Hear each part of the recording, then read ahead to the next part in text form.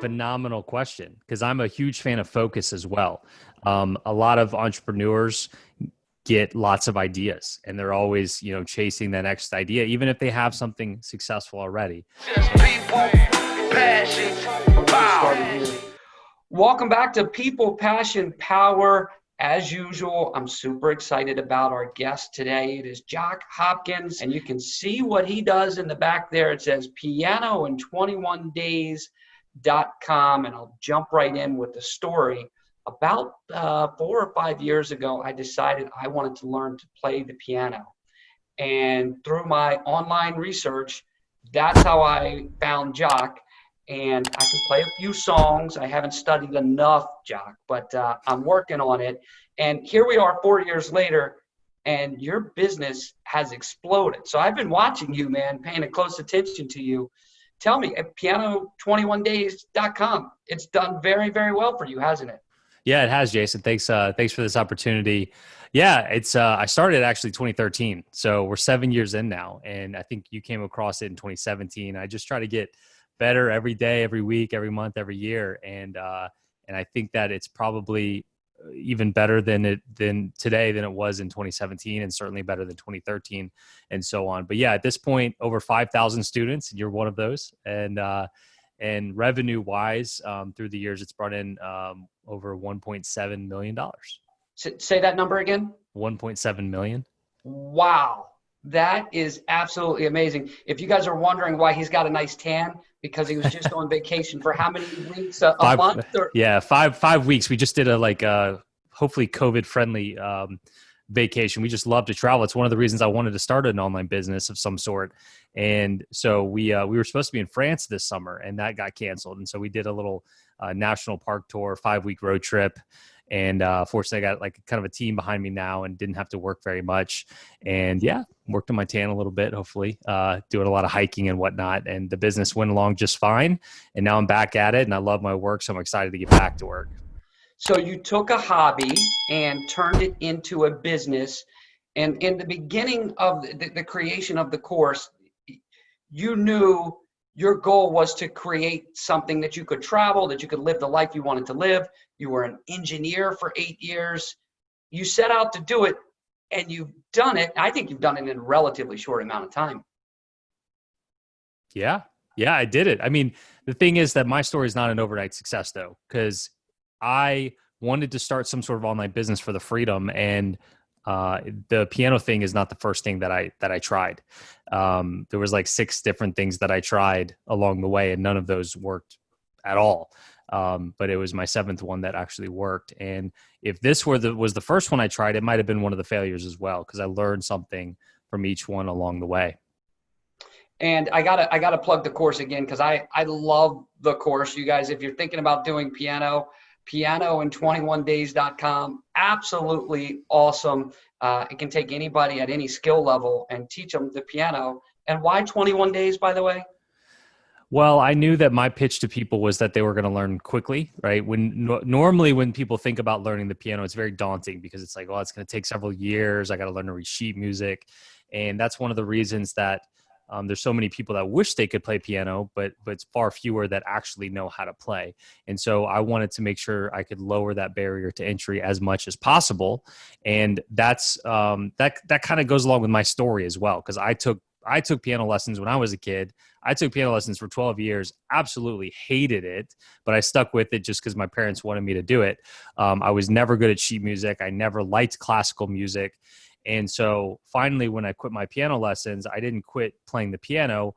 I just kind of figured out a different, better, quicker, more efficient way to play. And I just kind of kept that to myself for a long time, until eventually I got the idea to see if anybody else had these frustrations with piano as well and wanted to learn this way as well. So I knew when I was going to name it that learning quickly was kind of my hook, the reason somebody would want to learn from me. And so why not kind of build in a time frame into the brand name? And so I just kind of, I started putting lessons together, and at the end of the day, 21 is kind of the number of lessons that I came up with. And I think there's some kind of research, I don't know how accurate it is, that it's like 21 days to form a habit. So It just kind of all came together. And I was like, 21 sounds sounds good. You know, I don't know how like 5-hour energy or 6-minute abs or any of those like actually came up with the specific number. But part of it is just picking a number, going with it, and the rest is history. I'm fascinated by the story. You're throwing numbers out, 5 hours and 6 hours. You read the book 4 Hour Work Week like most of us. So that actually started the brain upstairs thinking, oh, this is a possibility for you. Yeah. That was kind of my entry point into entrepreneurship, was reading that book in 2008, shortly after it came out. And I didn't really have any aspirations of being an entrepreneur before reading that book, but all the cool things that Tim Ferriss was able to do because of his business, you know, traveling the world, all the freedom, and working only 4 hours a week, like all that is appealing to a 21-year-old about to graduate from college. So that's what really got me into it, wanting to start some sort of business. And fortunately, I never gave up, and the seventh one worked. That's awesome. So your passion, playing piano is your hobby, but your actual passion is now online course creation. Do I have that right? Yeah, because I'm not a world-class pianist. Like I've never been that into piano. It's always been just a casual hobby for me. And I never actually, maybe I shouldn't be telling one of my students this, but I never actually taught anybody in person before I started putting my stuff online. And so in a lot of ways I got lucky. So I like playing piano is certainly not my top passion. I'm very passionate about teaching piano now, but what I discovered along the way is that I'm very passionate about online business, of course, but specifically online courses. I think it's a really cool business because it involves packaging up information that you already have in your head into a product that you can sell digitally, right? So you bought my course. We've never actually met in person. You sent me money over the internet without ever actually meeting me in person, because of something that I packaged up that I knew how to do in my head. So it's a really fun business model. And so, but it wasn't easy for me. Like I didn't instantly find success. And so I understand the struggle that people have with trying to sell an online course, because, you know, you think about the different things that people are good at. Like you're probably good at selling houses, right? You probably have some other talents as well. But you know, people want to start online courses in horseback riding or painting or drawing or guitar. And most of the time those people are good at those particular things, but they're not good at online business and marketing and sales and all that. Two different things. Yeah, completely. Yep. And they don't think, and just like me back in 2013, I wasn't thinking about all those other things. I was thinking about, okay, I got to put a piano course together. There's so much more than that to be successful with online courses. So that's why today my other business is also consulting with people and helping them start and grow online course businesses. That's spot on. Like people will come to me and say, I want to be a real estate agent. I love looking at houses. Well, looking at houses is not the business. Generating new business is the actual business of real estate. And I think that surprises a lot of people. There's a lot of me's out there. I sent you money for the course, and I read somewhere you generated $40,000 in a single month from the course, and that's amazing. So on the business side, how do you, the online course guy, so you've taken piano21days.com, and now you're the online course guy. Help me understand, why would you pivot into a different one? Do you feel like Piano in 21 Days is so automated that it is what it is and you don't need to focus on it as much? Or why wouldn't you double down on your efforts there? It's a business question. Phenomenal question, because I'm a huge fan of focus as well. A lot of entrepreneurs get lots of ideas and they're always, you know, chasing the next idea, even if they have something successful already.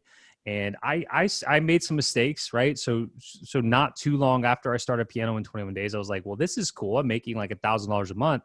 Let me start guitar in 21 days. And so I did that really early on, like 2014.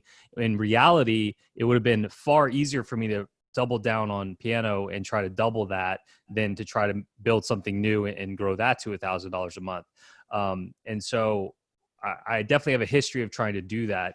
I was just so passionate about online courses that I wanted to start this other brand.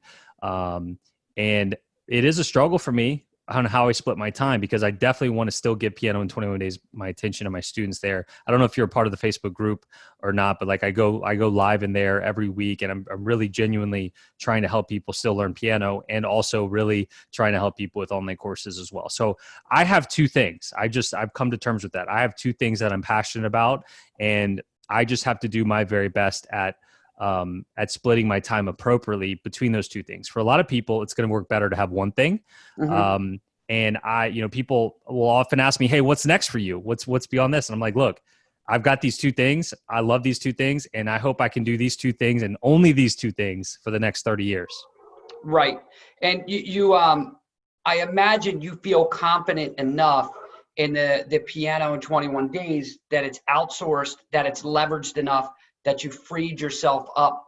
How hard is it to put those pieces together to get it? I'm going to call it automated, although I know it's not at all levels. How hard is it to put it together to be automated enough for you to now focus on something additional?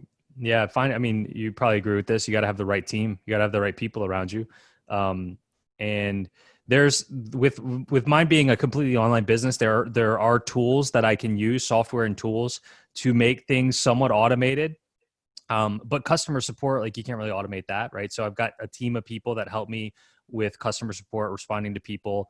I get just as many questions from people about piano related things as, hey, I can't like log into the site, just like tech issues, right? So I've got to have people, and I don't want to be the one doing that anymore. And so I just found the right people to help me manage that. One thing that I can't that I haven't outsourced yet, I guess I could hire like another piano teacher, is like my weekly Q&As in the Facebook group. I do that, and I've been doing that for a while. And my intention was to kind of do that on this 5-week road trip, and still do that, but it turned out to be very, very, very difficult to do on the road. And I felt so bad that I wasn't able to live up to that promise that I had for people. Mm-hmm. But it was the response was amazing. I was just like, sorry guys, I'm just not gonna be able to make this work. And everybody's like, why would you try to like go enjoy the time with your family? Like, Yeah. why would you even try? We'll see you when you get back. Like every single person had that attitude. I was like, wow, my students are amazing. So I really look at my businesses from a seasonal approach now, because there are times when not only can I work 4 hours a week, but like I probably worked 4 hours for 5 weeks total. But now I'm back, I'm ready to get after it, and I'll be working full-time hours now. Yeah, you've charged your batteries and you're Yeah. ready to go. We all go through those cycles in business.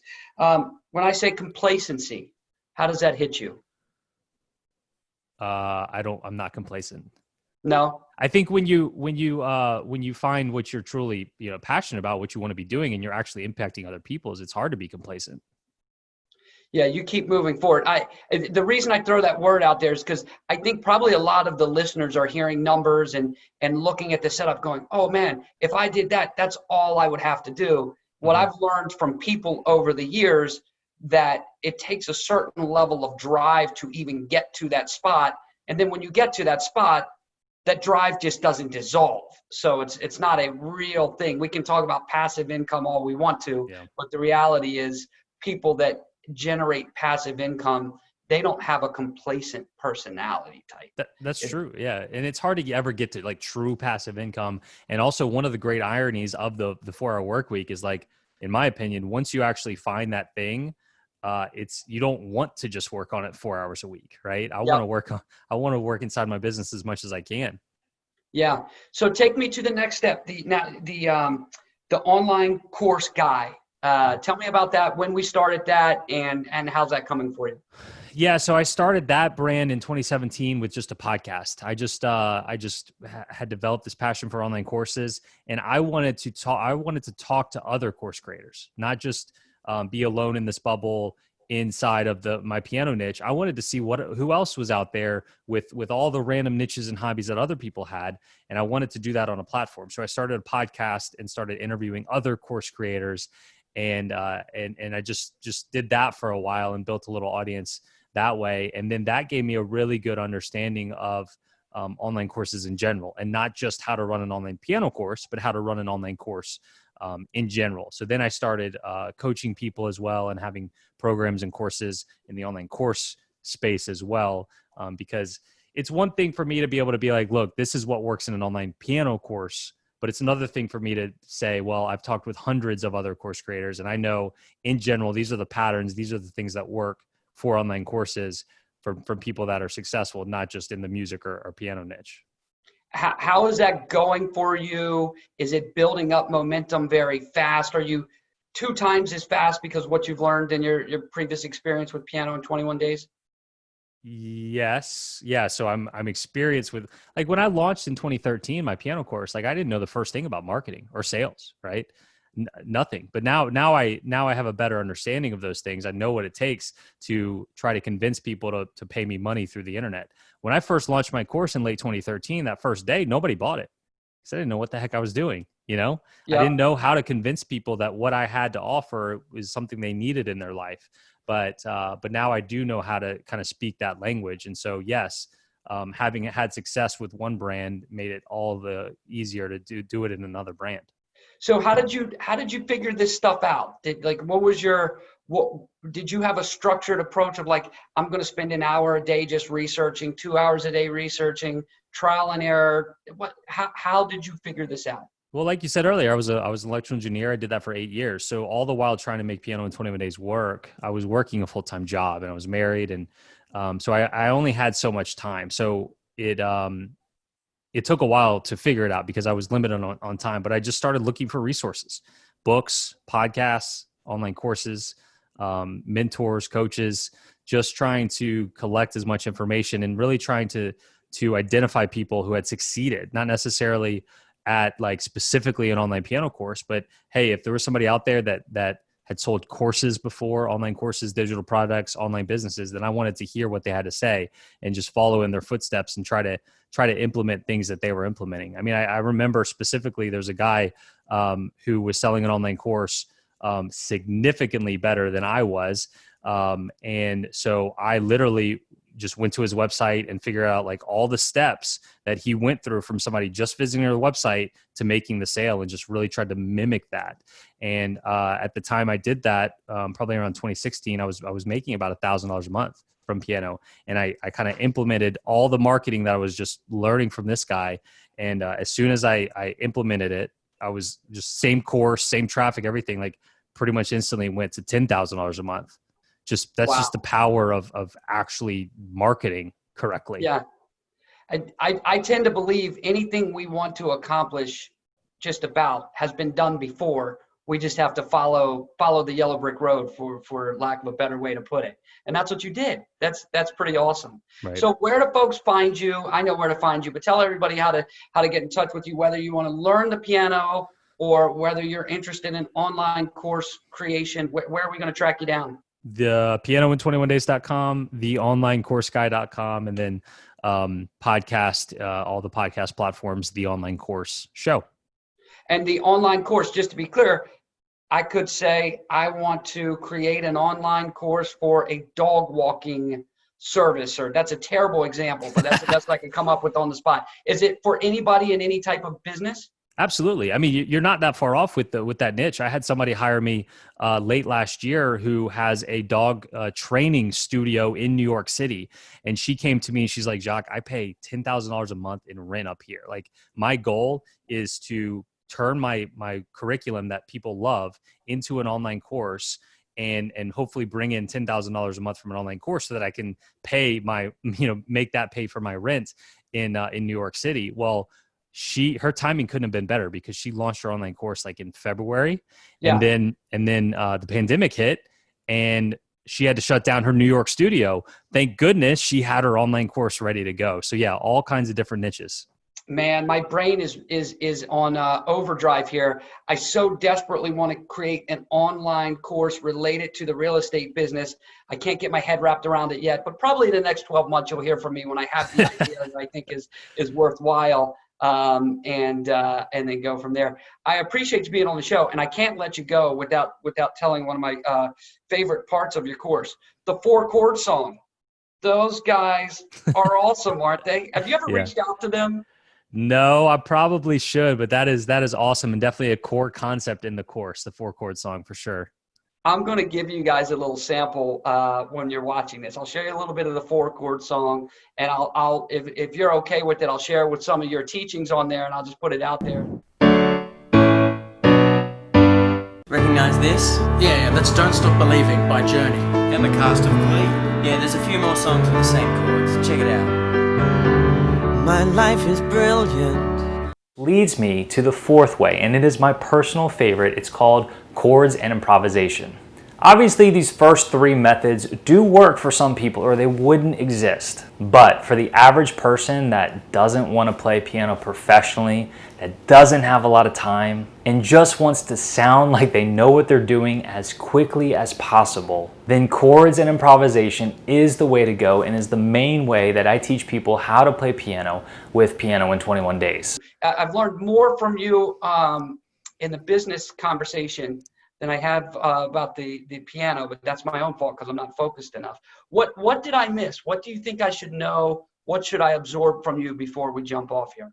As far as piano or just Anything. in general? And I like business conversations. Is there something young entrepreneurs, old entrepreneurs that are watching right now, something you feel like we didn't touch on that we should gain from you right now? Well, I'm really big on focus. So I do have these two brands, but I'm always trying to really focus on one thing at a time. Just to give you an example, now that I'm back, like one of my big focuses is re-recording my piano course, right? I haven't re-recorded it in about 4 years. So it's a little outdated as far as technology goes, camera lighting. I wasn't even in this particular studio that you're looking right now. But I've also gotten better at teaching as well, and doing the live Q&As and everything. I'm getting a really good understanding of where most people are struggling, where they're hitting roadblocks, and my goal is to have the best online piano course out there. And the one that I have out there right now is a little outdated. So most everything else business wise is on pause while I completely focus on re-recording my course. Once I finish it, put it out there, it's done, then I'm going to pick something else to focus on, and it'll probably be on the online course guy side of things. So I think oftentimes people don't find success because they're trying to do too many different things, whether it's a lot of different projects within the same brand or just trying to start way too many different things. My best piece of advice right now is just focus on one thing at a time, give it your all, finish it, then do the next thing. I love it. I heard you say focus enough in that interview. One thing, there's a book by Gary Keller called The One Thing I'll Send to You. I think you'll enjoy reading it if you have not already. Oh, absolutely. It's one of the best. Yeah, you've read that one. That's perfect. So, well, listen, Jacques Hopkins, I appreciate you being on the show, my friend. And check him out, guys, and follow his career, whether you're interested in piano or online course creation or not. He's got a lot to teach us. So thanks for coming on People, Passion, Power, my friend. Thanks, Jason. Really appreciate it on my side as well. Man, it's just people, passion,